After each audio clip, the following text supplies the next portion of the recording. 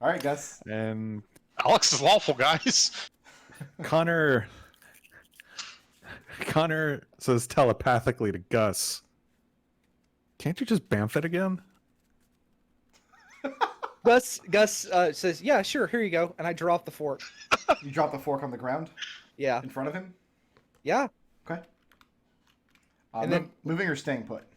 And then Gus is going to like wobble off his electrocuted ass back towards his shield and hammer.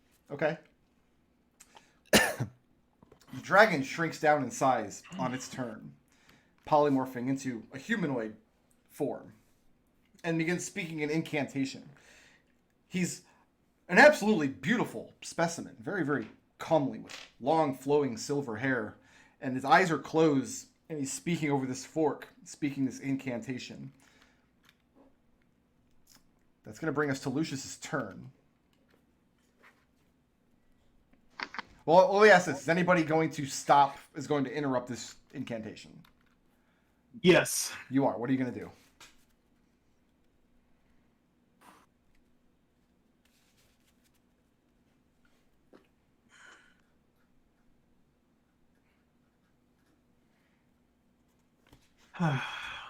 Okay.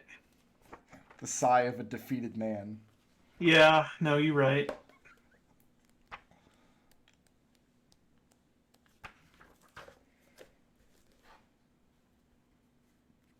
Banishment.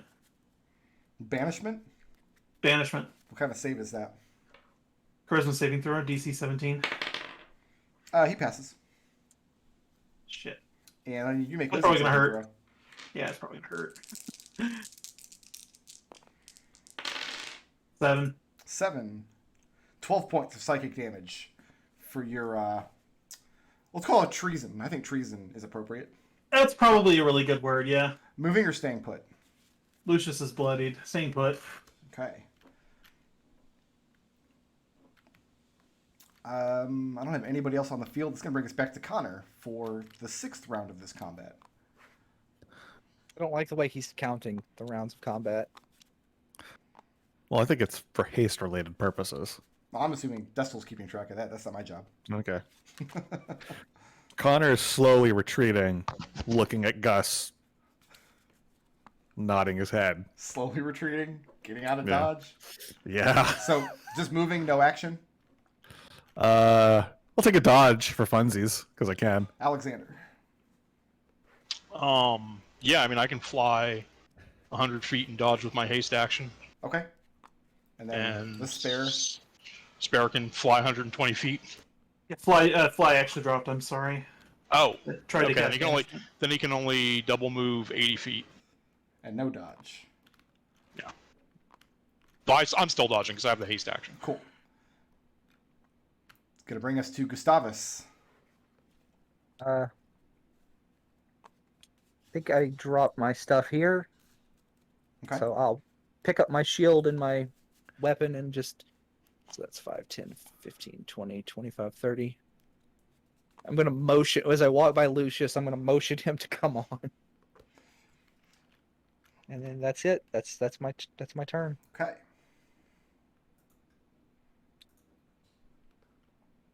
Because quite frankly, like, Gus, like, the mind space Gus is in right now, he's like, well, A, I don't think we could take this dragon, and B, the dragon doesn't seem to particularly care about Dunfoss. That was an Iriaduel thing. So Athenalax finishes up the incantation, and the trident vanishes from the ground.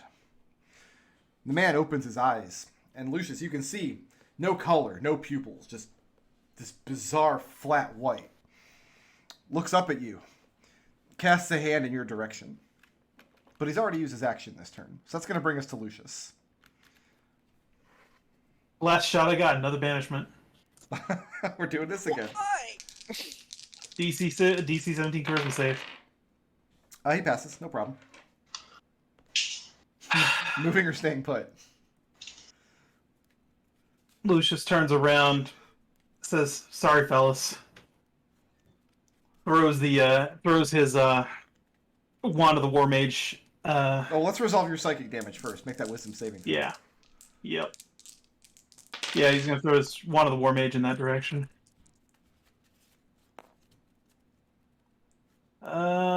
14. Okay, 16 points of psychic damage Yep. from the dragon's influence. So you fling your wand back at your companions, and are you moving? Yep. No, I'm not moving. Okay. That's going to bring us back to Conor for, I think, the 93rd round of this combat.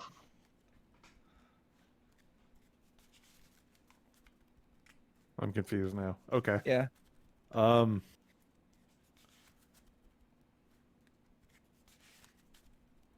At this point, you can hear the sounds of battle from inside the walls.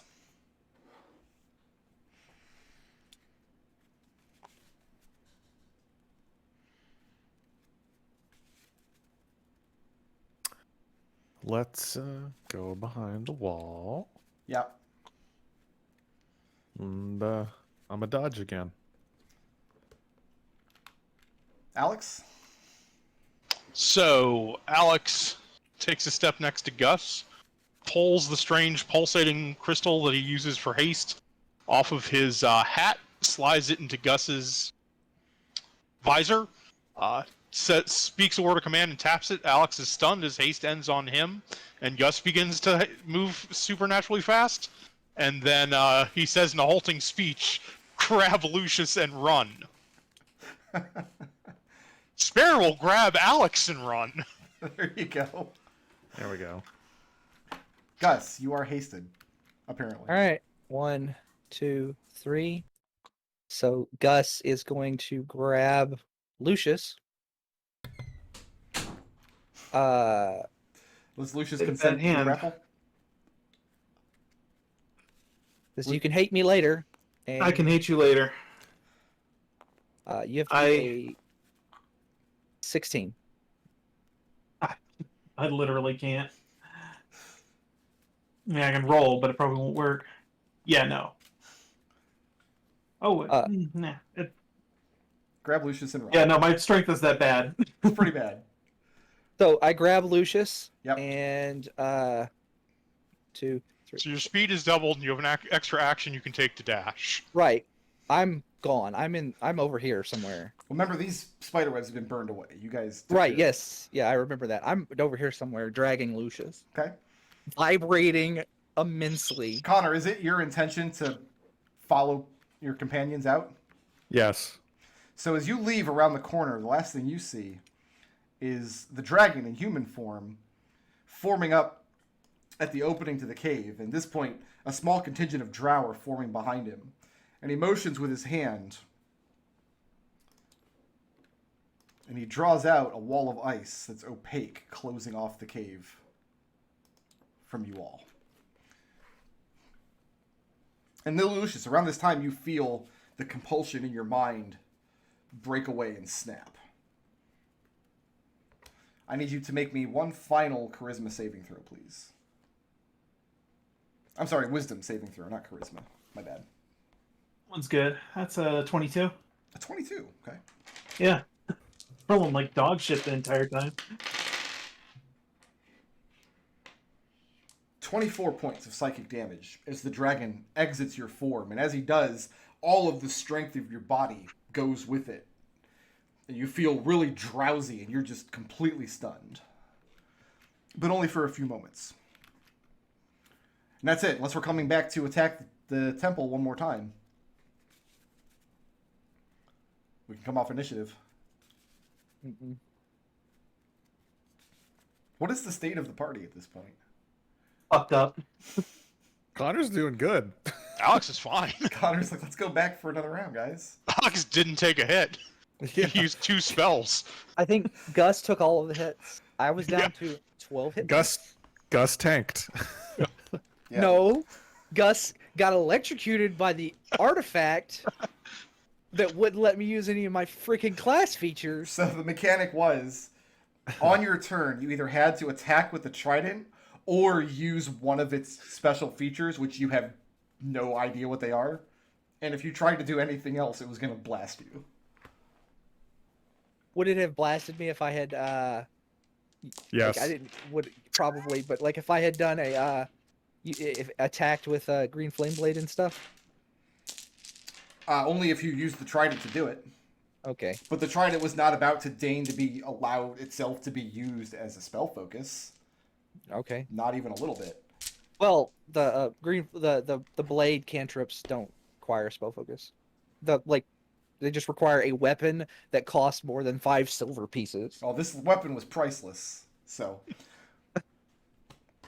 you guys have left the Kodrashi Fork with the ancient white dragon at the Temple of Sensine, along with some contingent of drow. So I guess the first thing you do is check back with Catspin, I'm assuming? Yeah. Yeah. And you find him in the same state, despondent. But when you manage to convince him that Iriadul is dead, he just... a wash of relief consumes him. And he agrees to return with you to Dunfoss. So I had placed 3 different powerful allies in this dungeon. One of which was Catspin. Dragon. But Catspin was never going to agree to anything unless you went in already knowing about the fork and having a plan to get it away from Iriadul. Without that knowledge, he would have been too despondent to act at all. The second was the... Oops, where's she at? There's the... I closed a bunch of text files for some reason. Was it the sister? The sister? Yeah. So she was in a different section of the Spiderweb Caves. The story there is she tried to steal the trident from Iriadul. They found out about it.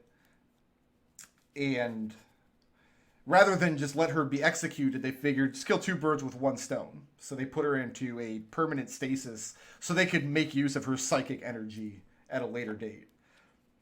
And they basically just betrayed her sister, the Executioner. And my note about the Executioner is, unless you've already rescued the sister and brought her in, she is as hostile as an unarmed NPC can possibly be. And then the third was the dragon. And Lucius almost ruined that by breaking his word. To be fair, the Kodrasi fork in the hand of an ancient dragon. I'm assuming the dragon's white, right? It's Yes, a white dragon. white dragon. Okay. An ancient dragon is probably not the best place for it, but I would say, in the grand scheme of things, a better place than where it Throwing it at was. Dunfoss. Well, no, just a better An place. undead mind flare? Yeah. Yeah. In the hands of an undead mind flayer. Yeah. So Also, I'm pretty sure you can still just bamf it back into your hand. Well, I'm guessing the ritual probably... if you try that at a later did date, that. no longer works. You're dealing with a mind much greater than Iriadul at that point. Yeah. Okay, now I can reveal the big fuck up. It's not actually a fuck up, it's just funny on my end. So I had planned part of that last adventure very, very early in the campaign. Like when I was first putting together campaign notes for this campaign, like for the broad story, during the previous campaign, I was already putting it together. So I knew that like the 2 kings had like faked their deaths and were conspiring. So I sent you guys to Blue Worm, and you had to try to get into Sigil. And what was the guy's name that owned the tavern that you were trying to negotiate with to get his book? He was an elf. We spent a long time with that. Keen Zeros. So yeah, Keen Zeros, that's right. There was a set of negotiations that we're going through with Keen Zeros, and it was going to be some complications that came up, and then eventually he would ask for a favor, and if you completed the favor, you basically have him as an ally in Blue Worm, and he'd allow you to do the book. Instead, what happened, one of you was like, let's just go talk to the High Priest of Osprim. What you didn't know at the time was that the Temple of Osprim in Blue Worm had been infiltrated by agents of Sensine. Well, tits. Okay. And so he was as an operative in the city, because he's a high level adventurer, and he had fought against Sensine's acolytes in the past. So once he learned that you all had dealings with the temple with Osprim, he shut you all down. He didn't want to deal with you after that. That's why you had to break in and steal the book instead. Oh, Eric is rolling in his grave at that. Wow. Is Eric dead? Oh yeah. Eric's dead at this point, yes. He's been dead for a while. So after you guys brought back the fork, I had to basically put that storyline together out of whole cloth. Like, okay, why does the high priest want you to go to Sigil? Like, he clearly wants something. So, well, after the high priest gets it, like, he's just gonna turn it over to the villain of the campaign. So that was a lot of fun for me, having to do some writing on the fly there. But that's why But, Keen Zero. and I will point this out, no claw shrimp. We took less damage from the fork, except for Gus, than we did when Nick had it. Yeah, no kidding. No claw shrimp. I didn't even bother making a list of like the special abilities and things that the fork has, because I knew Gus didn't know about any of them anyway. But yeah, if he had tried to bamf the fork back after taking from the high priest, that same thing would have happened. He would have just been blasted. He would have had to make charisma contests against the high priest, which I imagine he would have won. But Iriadul was much stronger in charisma. So assuming you guys leave your Underdark allies in good enough shape and make it back to Dunfoss, victorious as it might be. Pyrrhic victory. You don't think this counts as a regular victory? I don't know, did people stop throwing themselves into the hole? They did. That's good, Psychic I guess. influence of Sounds Dunfoss good to is me. done. And within the next few weeks or months, it becomes clear that the Temple of Ostrom in Blue Worm had been infiltrated by Sensine. The Temple of Sensine in Dunfoss was... and the Apple of Time, which is like the martial arts group surrounding them, were both completely innocent, by the way. They had nothing to do with it. It was a particular cult inside of the temple. All right, so let's wrap up some loose ends and go through the epilogue here. The critical thing, though, I think, of the whole campaign thus far, Eric's staff is still in the hands of Keelian. I mean, we Sorry, told them go where ahead. it was. They just got to go get it. Go ahead. Sorry, go ahead. I guess the first question is, because you've got this giant hole bored down into the Underdark that kind of sits now over what is becoming a permanent ocean fixture down there, and you all have allies. It's a civilization that was devastated by the deluge, another Psychonauts reference that I got ahead of, apparently. But the question comes whether you seal this opening from your end or whether you try to seize upon it somehow. Do we have resources? You have the resources in that you have the ear of the king. Oh, we'll get to the king. Don't worry. Don't worry. I'm pretty sure there's enough crazy ass gnome artificers that they would like probably want to build a wall and and like some kind of like complicated water powered elevator system. So that's essentially what Blue Worm did many years ago. In fact, where they set up a teleportation circle linking them with Kiska across the ocean, and then they have portals into Sigil. So they are much richer in trade than Dunfoss is. I mean, it sounds like all of the Underdark civilizations that were in the way of the flood have already been destroyed, right? They can be rebuilt. I mean, Yeah. there are remnants that can be rebuilt on Right. the islands and the beaches around there. And that civilization was primarily made up of gnomes. Well, I mean, it's like we're not going to save anyone at this point. The waters have done the damage. So Oh, yeah, yeah. let's build a ridiculous alchemical, or let's build some ridiculous elevator driven by water. Okay. That yeah, Let's make this the gateway to the Underdark. Okay. put a wall around it where you could let the water back into the harbor. Okay. So let's get to the king. Conor is bouncing up and down with anticipation. What do you do to the poor king, Conor? Oh, we have to get him off the throne. Do you? We do? Yeah, he's a necromancer. I don't want a necromancer on the throne. Whatever conspiracy is going on here, no, it ends. We need to make sure it ends. So you I guys, mean, we do safe to have- say that you redouble some efforts into investigating Tensail's necromancy, and it turns out he's not personally a spellcaster at all.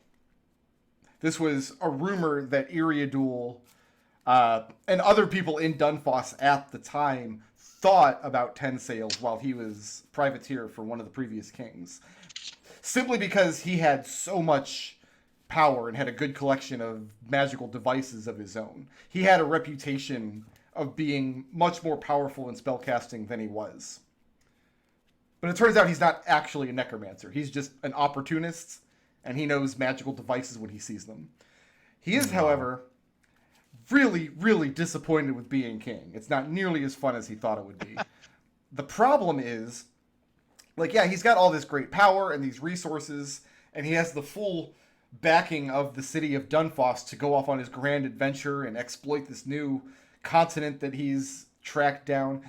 But what's weighing him down are, like, all these just day-to-day kingly responsibilities. Yeah. You're the dog that caught the car. Now what? So basically what he wants to do is delegate those responsibilities to you guys and Journey while he pursues the things that actually interest him. He wants you guys to cut him a blank check, and he wants to continue wearing the crown when it suits him, but you guys can take care of just the day-to-day tasks, the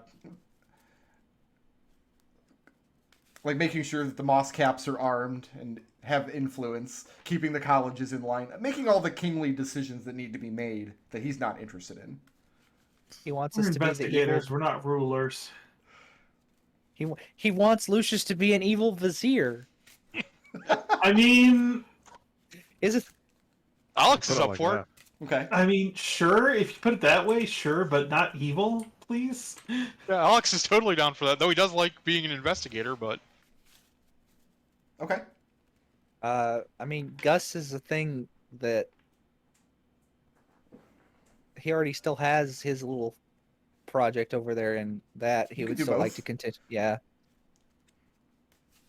So let's I start guess- with Gus then. What is Gus's epilogue? Now that he knows what his responsibilities to Dunfoss are meant to be. Well, honestly, Gus would probably make sure that his little college, little fighters college, is up and running. Like, probably over the next, I don't know, few years. Mm-hmm. And I think there would probably be a point where, depending on what everybody else is doing, where Gus just disappears one day. It's Like, gone. He's just gone because Ghosts. politics. Gus is not. He's not a politic guy. He's essentially a. He's a soldier.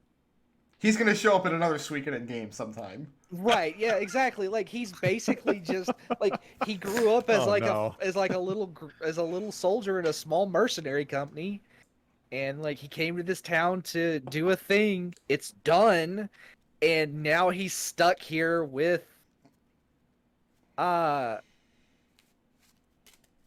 ain't no just pencil pusher. politics. Yeah, and Gus it's doesn't like, have Gus doesn't have to be involved in the politicking if he doesn't want to be.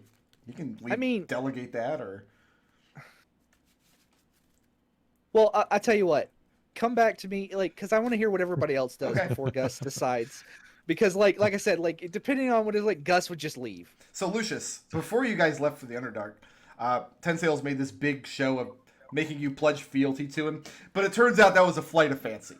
He doesn't really want you hanging around all the time. He doesn't really have actual tasks for you. Just in the moment, he needed someone to dismantle Tylesnus Apt, who was just being a pain in his ass. Okay. So what's Lucius's epilogue? Oh, Lucius has learned very valuable lessons of late. Like sure, he played the hand he was dealt, and he played it very, very, very badly. I have a question for Lucius. Eh. Was Lucius legitimate? Like, how angry was Lucius at Gus for grabbing him and GTFOing from the Underdark? Pretty mad. It might be a couple of months before he actually gets the wherewithal to actually talk to Gus afterward. Did Lucius want to stay and get eaten? Lucius was like, look, this is a thing that we can't give up because who knows what this fucking dragon is going to do with it. Well, the dragon has no designs on Dunfoss. After you guys escape, you don't hear anything else about it. You assume that he's reigning a tyrannical war against some Underdark civilization or another far, far away from you guys. That's something another group of adventurers has to deal with down the line. I assumed he was a dragon, and it's going to be on a pile of gold somewhere, and he's just going to be like, yeah, that's mine. Possibly. Yeah, that's what I was thinking. So the dragon was a relatively recent addition to the villains down there. Basically, he had an accord with Iriadul because Iriadul had the fork. The dragon was brought in as like extra muscle, and with the promise of great treasure. The dragon was going to be allowed to maintain a hoard, and it was an ancient dragon, so essentially it was just looking for a place to retire out of sight. Of course, the dragon wanted the fork for himself and was just biding his time. So when you guys showed up, he's like, oh, okay, this might work for me. And it did. And it He did. got his fork, and now it's on a pile of treasure somewhere. No, but I think Lucius's like longer term plans are plans within plans, ninth layer Xanatos Gambit to get that fork back. So, I mean, you have incredible resources to do that, and you guys are maintaining a link to the Underdark as well. So, like, are you going to show back up with an army someday, or? Yeah. Your long-term goal is to become declared king of Dunfoss and then show back up with an army and get the fork? Well, who's the next? Who's supposed to be the next? Nobles. Who, Council of Nobles, Oh. Penniless was already saying he could run for that one too. Oh shit! I think that's where Lucius is. So, you most likely would be somebody from House Humberth. Oh well. So, what is Alex's epilogue? Alex, upon talking as soon as Ten Sails talks about us running the kingdom in his stead, Alex immediately moves to take control of the Black Jackets. Like Okay. without even, basically before the ink is even dry, he grabs control of the secret magical police. He sets up. He very much improves their investigative capabilities. He also grabs control of all of the embassies that he can. He reassigns his father as the ambassador to the Gnomish kingdom of the Underdark, so he won't be in the city anymore. Okay. And yeah, after that, he pretty much just runs as much of the magical stuff and spends a lot of time on the barge doing his own experiments while running as many things in the city as he can. So he's probably, at this point, I'd say he's probably running the Black Jackets, he's running 2 or 3 of the embassies, and he's running the Chartographers and Artificers Guild. And he makes a big formal thing about making the Artificers Guild like a proper magic college. Okay. Are you still running Flumph Inc.? I mean, unless someone else stops me. Was anybody actually ever running Flumph? Oh, he Actually, definitely... It would actually be kind of cool if you turned it into like the newest guild. Does Alex assist Lucius in his campaign in the Underdark to get the fork back at any point? Yeah, Alex will send a lot of...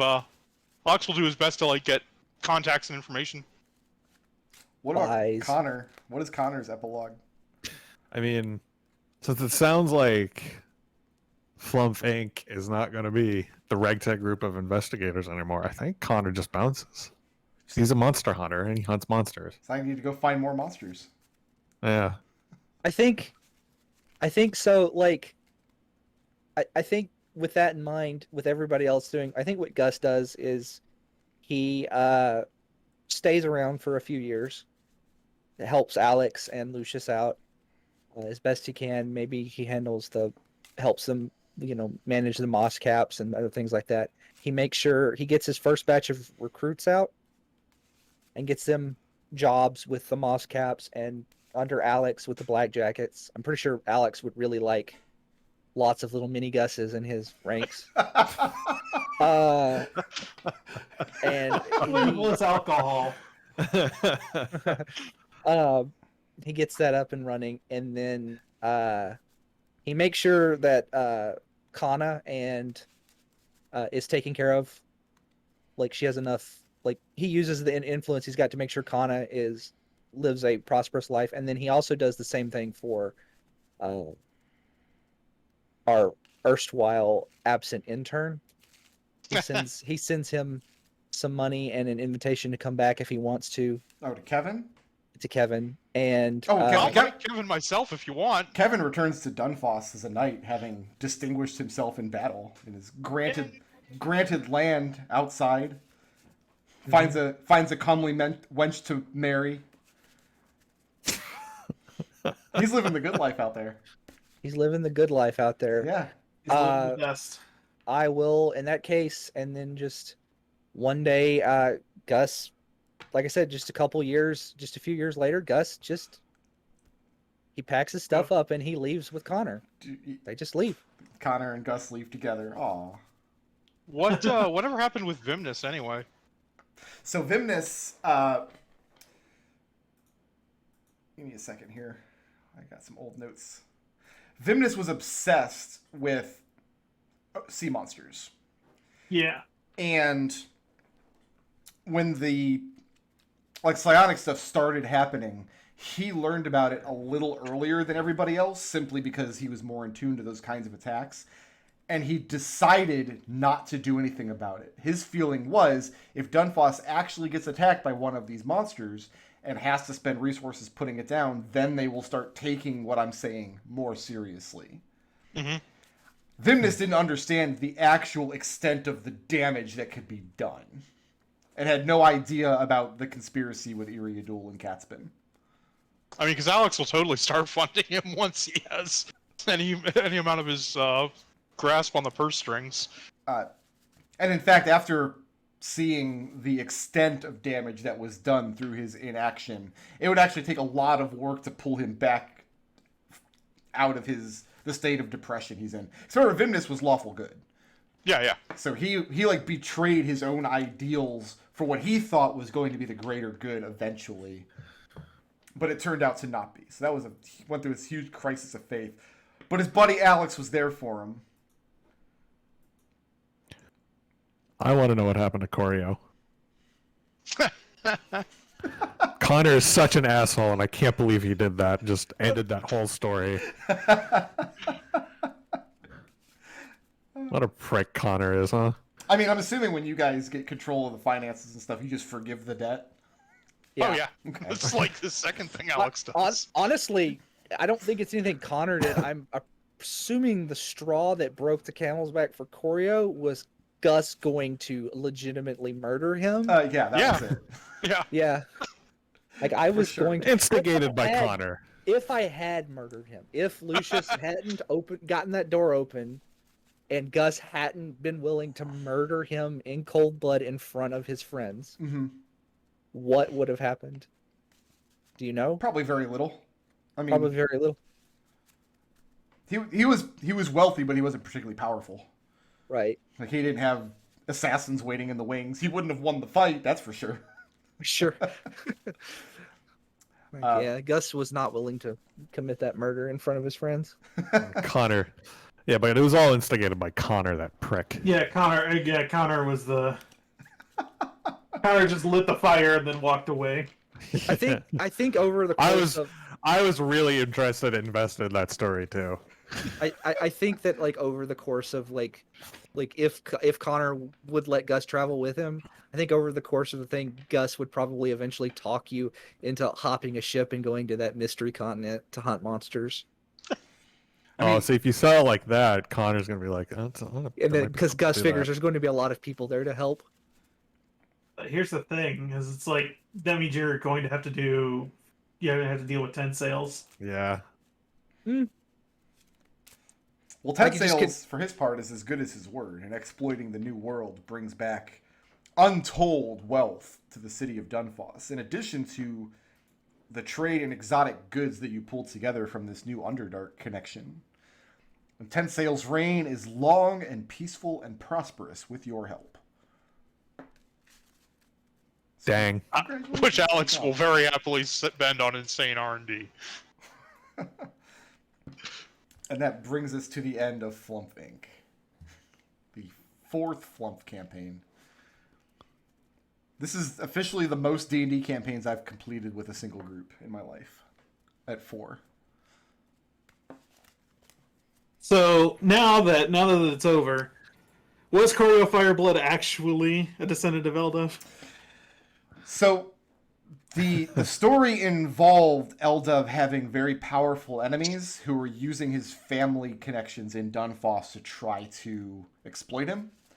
Mm-hmm. And eventually he had this idea to set them up somewhere, his sister and their children, with enough wealth to coast for the rest of their lives, and then use powerful magic to basically wipe their memories out of the city. And so Eldov's only interaction with Dunfoss after that would have been coming back like every however many years to cast the vote for his house in the Court of Lords. So when Ten Sails finally dies, Eldov will probably show up again to do that. But yeah, Corio was actually a descendant of House Fireblood, and he had... how did he come by that knowledge? I forget now. Let me open up some really old notes. That's funny. Oh, the magic was just starting to come apart of the memories that Eldov had destroyed. Oh. Is he Eldov's sister's son or I think grandson. Okay, so he's like a grandnephew. Okay. But the reason the wealth seemingly came from nowhere is because it's just a line that plugs back into Sigil somewhere that just continuously pumps gold into him that Eldov set up 80 years ago to take care of his sister. I do. I was love the hoping that he had hooked it up to the Baba Yaga treasure room that he finally tracked. And it just drops in gold pieces like one every 2-3 seconds. Like some sort of demented like machine. Who from Flumph 1 is still alive? Is it just Eldov? Eldov, Terran's still alive. Terran would be... I think the only one canonically dead is Eric. I think. Khalil is probably dead at this Yeah, point. we've Oh, I was Khalil, saying probably Khalil's Zook as probably well. dead. Yeah. Zook was old, but he was still alive, yeah. Well, because I'm assuming that Terran and Eldov would have taken measures Yeah. to elongate their life and stretch it out. They had the power. Well, to Terran do it. was trapped in the He was in a Locke's brain in a jar dungeon for long enough that he's not even that old yet. Yeah, it kind of suspended his aging for a little bit. Unless Terran and Eldov were willing to go to a little bit of effort for Khalil to live a little bit longer. Sure, why not? So does Lucius make a play for the throne when Ten Sails dies in some decades from now? Yeah. Does Alex support him in that? Yeah, but not on the books. Not on the books. No, Alex just manipulates everything behind the scenes. I think it's fair to say that Lucius becomes the next official king then, because Alex has a good thing. He doesn't want to mess it up. Also, remember, Deep Gnome's only lived to be about 70, so... well, Ten Sails was in his 50s. He's Yeah. But I mean, like Alex can't keep this up for multiple generations of humans. He was already... How old is Alex? He's like 30-something. unless he makes the Philosopher's Stone and lives forever. No, I don't see Alex doing that. All right. So I have to ask, because I'm very curious, how did you like the Artificer job? Since this is the first time we've ever seen it played. I mean, the Battlesmith is super good. It's pretty rad. You've done a lot. You use MVP for a lot of that. Like, the spell selection, I think, is I'm a little sad that there aren't more unique... They're, like, if they had, like, 5 or 6 class-specific spells, I think I would like the spell casting a lot more, but everything else about the class is pretty good. Kind of like Ranger. I don't like the Alchemist build. It's a shame, because I would have played an Alchemist, but I think it's a terrible design. Absolutely garbage. Speaking of terrible design, how do you like Ranger? Oh, it's so dumb. You know what's funny Oh, is it's so dumb. I was like, when I brought up aren't Drider Fey, and I actually looked up what favored enemy does, and it does nothing. Does nothing. Yeah, no, it does absolutely nothing. It does That's not surprising. a damn thing. It would give him bonuses. It give him advantage to track those creatures. That's it. That's all. Drider are monstrosities, by the way. They're not Fey. And Drow are humanoid. They don't count as Fey either. Not Drow, Yeah. but Driders. Yeah. Yeah, the Drider are monstrosities. I don't know why I thought that. I don't think, because like warlocks get enough to be like thematically interesting, and you can do cool thematic things with it. The thematic stuff I came up with for Conor was me just mashing shit together and seeing what was the funniest, dumbest thing. Which is how I came about, like, oh no, he's a monster hunter, and the monster he hunts is Fae. I went back and forth on, like, should I put a plant-based magical thing in the... Oh no, absolutely not. I would lose all respect for you if you did that. Like, it's just not like something that naturally occurs, especially in urban campaign. It's just entangle. They should have just said advantage against the entangle spell. I did think about putting one in the final dungeon for you, but I didn't, because I'm like, you know what? No, he wears his big boy pants. He'll understand. No, it's fine. Like you just said, if he did, you would have lost all respect for you, Brick Road. I think Ranger is the only class where they have basically completely rewritten it 3 times. Yeah. Because they have that variant Ranger, and then they have the Tasha's version with which basically just subs out every single class feature for a better class feature. Well, isn't that the version that Conor is? No. I asked him, and he said no. He took all of the bad, not Tasha's class features. I was trying to think if Tasha's had come out by the time Florian had been killed. It had just come out. Yeah, because I have some Tasha's feats. Yeah. And I asked him, I said, wait, did you not take any of this? And he's like, no, not a single one. I'm like, you madman. I mean, I think, like, from an actual, like, does it work? Whatever path you are, like, the base features are fine. Like, it's not like you're underpowered. It's not like... No, they're not fine. Most of the... Don't you just get, like, an extra D6 on every time you shoot something? That's Monster Hunter, isn't it? I think that's a Monster Hunter specific thing. Like the Ranger stuff, like from the base class. Oh yeah, that's they none of it does anything. Right. No, that's what I was talking about. Like the whatever thing it is that gives you like your extra D6 and you're stupid. There are Fae within a 5-mile radius. Like that one's stupid, but oh, it's but it, like hide in plain sight. You could spend 1 minute creating camouflage of yourself from naturally occurring materials. Once you are camouflaged, you can try to hide by pressing yourself up against a solid surface to gain a +10 bonus to stealth checks. It's not even a guaranteed thing. It's maybe you'll do it. Oh, we don't know. You would feel like an asshole spending 10 combat rounds putting the makeup on and then failing the check. I know. Yeah, exactly. Like, I don't have to ask if Eldritch Knight or Warlock is good, because both of those are just self-evidently good. Pretty good. I kind of got a little bit kind of burned out with okay, my turns are basically fire 3 Eldritch Blasts and call it a day. That is definitely the downside of Warlock once you get past a certain level. I feel like you got a lot of non-combat utility from the fact that the book. Like we didn't get as many rituals as I had hoped we could have, but the ones we got. Yeah, no, the book stuff is so flavorful. I love it. Like that feature that's like Lucius just does not sleep ever. Like that's Tome of Shadows. That's off of the Tome of Shadows feature. And I do think some of the newer Warlock subclasses do try to pull it away from just being an Eldritch Blast machine. A little bit. Yeah. But I felt like I wanted to kind of do that for a little while, just to...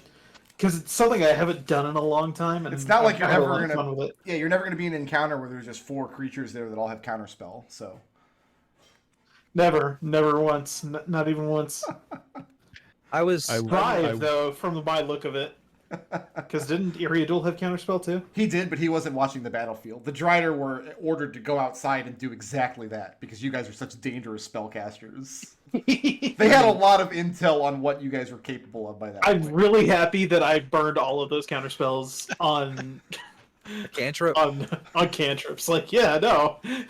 I was Fine. waiting for the counter spells to stop and the flame strikes to start.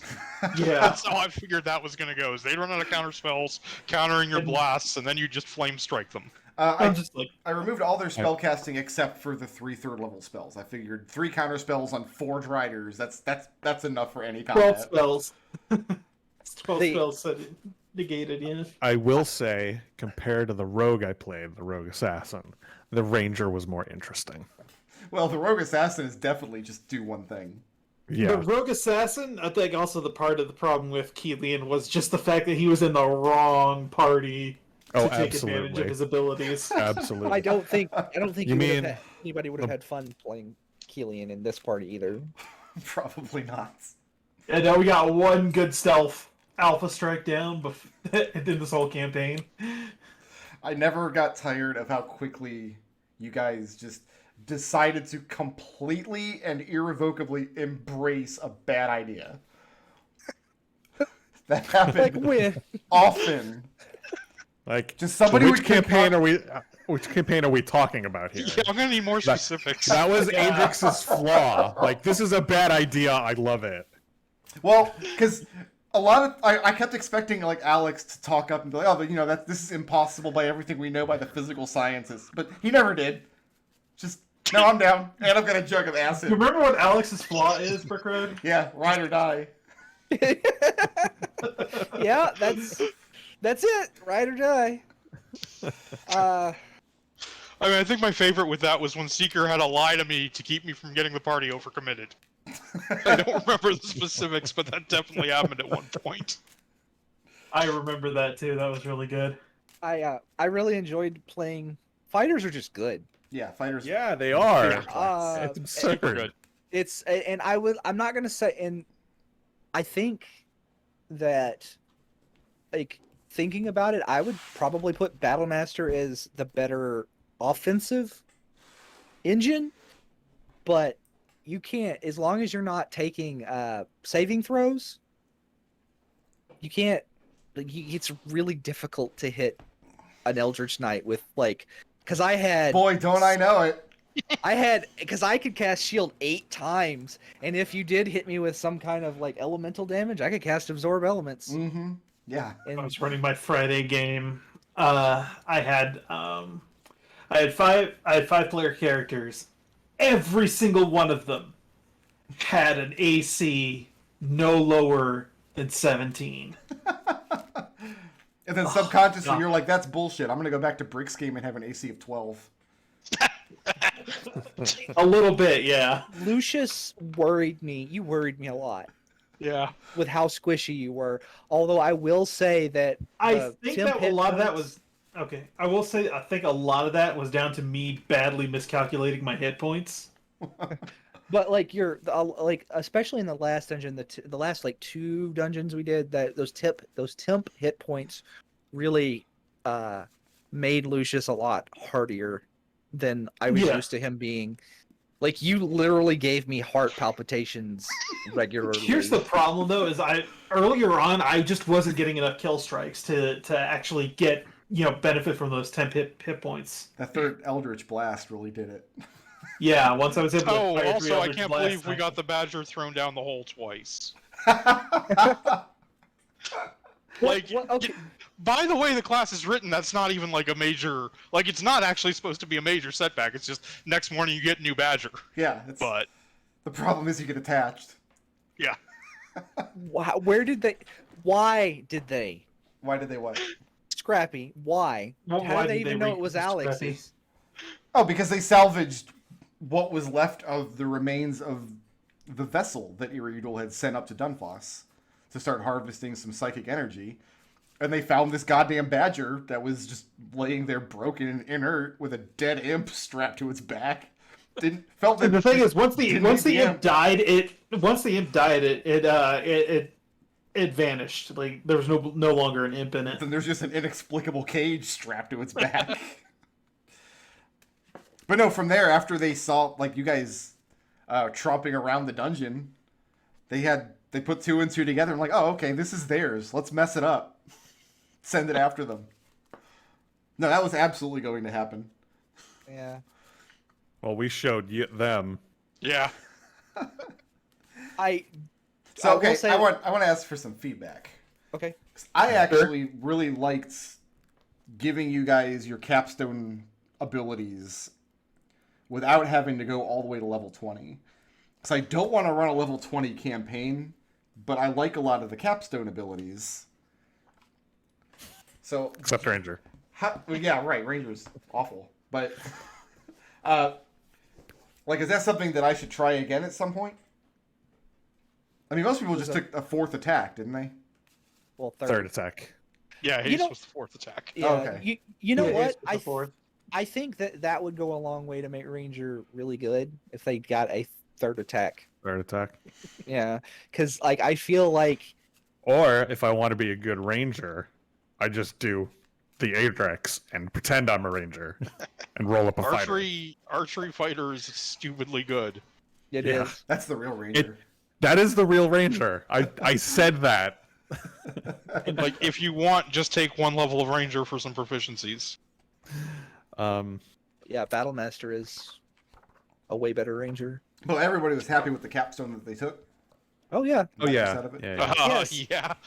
I didn't get a whole lot of activity out of it, but I definitely Which one did you I take? definitely I don't remember. I took the Warlock one, so I was able to get all my stuff back on a minute rest. Oh, the Eldritch I- Master. Yes. I Yeah. thought it presented an interesting mechanical opportunity that I don't know if ever comes up in D&D. So I particularly enjoyed it. Well, there's a lot of discussions on D&D forums and things about like class balance, and people all like bring up the capstone abilities a lot. Like, oh, this class is better than this class because it has a better capstone. And all I can ever think of, how many games actually get to level 20 and then continue playing for long enough for that capstone to even matter? You know what? I think in the first campaign, for some reason, we were able to get those epic boons that you get instead of EXP after level 20. Mhm. I know Terran at least had one. And I thought that Terran was a had little that, bit that's more what- interesting Mhm. because there are just more choices. Like, I feel like the biggest thing with the capstones is there's 3 that are good there's Terran 3 that had are that- good for It's- outside for a classes. character, for a given character. Yeah. yeah. Go ahead, McDohl. Sorry. Yeah, Terran had that, and if I remember right, that's what actually screwed him up and Oh, yeah. caused like the second campaign to happen. Yeah, that's where he got screwed over. But yeah, I mean, yeah, I really enjoyed having an extra 30 hit points and an extra +2 to my attack rolls and damage. It's nice because that's all I do is take hits and hit things, and I did try to kill Gus a lot. I would have died if not for that. What happened? What would have happened? Would Iridol have just taken the? What would happen if I had dropped the fork? Iridol before? would have got one of his underlings would have taken it back to him. Okay, so like it And wasn't as just long as he immediately was killed. holding it, he actually knew how to use its various abilities, and he had legendary actions as long as he was holding it. Right. Okay. But So there's the claw shrimp. no claw shrimp this time. I'm like I it does make me happy because like I will say it makes me inordinately happy that my level 3 class feature came into play during the final battle of a campaign, because I just was like, well, I don't really have any better options to like because I get 2 weapons and I really only use this one, so I'll just stay attuned to this artifact of Rush you unimaginable power. And if we just get up, because like seriously, if we It were in summoned a, hostile water elementals the Yes. one time we tried to use it. right, well, not only that, but water shot everywhere. So I was like keeping that in my back pocket as well, I'm gonna die anyway, and I would have done it. I mean, like I said, the Battlesmith is just super good. Like, you can very easily also build them as a ridiculous frontline tank. Like, I didn't really do that much, but like there's a couple of fights there where, like, if I wanted that to be my thing, I could use like 4 infusions and just be ridiculous in melee too. But like, once I got the option to attack 3 times, and then I picked up a feat to add +2 to hit, just kind of decided to shoot things for the rest of the campaign. Every action I could. So you were kind of playing the assassin rogue. Yeah. I will say Connor felt more useful once he took the sharpshooter feat and could do 3 attacks in a round. Sharpshooter's really important. Sharpshooter Yeah. is really good. Yeah. So, are there any other mysteries that I can shed light on over the campaign? There was one other one. I have one. What did we never what did Bert want? Like, he came to us, we were climbing up we were climbing up the ladder. Bert walked up and he was going to say, and Lucius went, And I no, turned just him around. Lucius just went, no, command, just walk around in circles until the spell wears off and just leave us alone. And we just went on about our business because we were like, if you even remember that. I remember the scene. I don't remember what I think I just wanted to throw a complication in because otherwise, Lucius wasn't going to have anything to do in that scene, maybe? I can't he remember was why. talking to Gus, but I think that was the funniest thing ever because I just decided to be incredibly hostile to this NPC for no reason. I mean, his name's Bert, so... I mean, there's a lot of storylines that just... When it became clear that we weren't going to follow them, I just kind of put them on the back burner and didn't develop A them. lot that I really wanted to follow up with, but we just never had the time to do it. Like, I wanted to follow up with more of the Kiska stuff, but that's more self-indulgent and... Whatever happened with Warlocks Bane? Oh, presumably she came back from the Okay. war and then joined Conor and Gus's efforts in fighting monsters of the new continent. Okay. Just wondering if we'd missed anything there because we feel like we had the opportunity to talk to her and didn't near the end. So, Warlocks Bane was a very interesting NPC very early in the campaign when people were doing the investigations into the demons and stuff. But it became clear pretty quickly that she was going to be too powerful of an NPC to just have in the city at your beck and call. So the war was a good excuse to get her out of the city so you could no longer just ring her up on the phone whenever you needed her. I have a question. Yeah. No flavor, half flavor, full flavor. Is that a question? I mean, I haven't eaten dinner yet, if that's what you're asking. I'm starving to death. So I guess with that said... Yeah, my only other thing was what was the deal with the Keyskin ambassador and his daughter?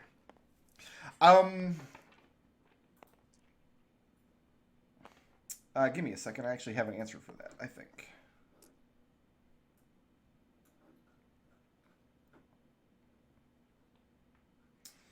Sorry, I gotta pull up some really old notes. So the ambassador was basically useless because he was high all the time. Yeah. And was making a big boondoggle of things. And he was being overprotective of his daughter, who was being pursued by the School of Senses, which at this point in time is a completely evil entity and is essentially a warlock cult. She was hiding a secret in that she was not a human. She's a fire genasi. And that's one of the reasons that the Warlocks wanted her. So basically, if Lucius had given her a lot of magic stuff to do here, to pursue those, he would have made an enemy of the School of Senses. That's where that storyline would have went. Okay. All right, so you guys are all going to run off to RPG horror stories. Yep. And Talk about how my Badger got reincarnated as the final boss of the campaign. part of the final boss.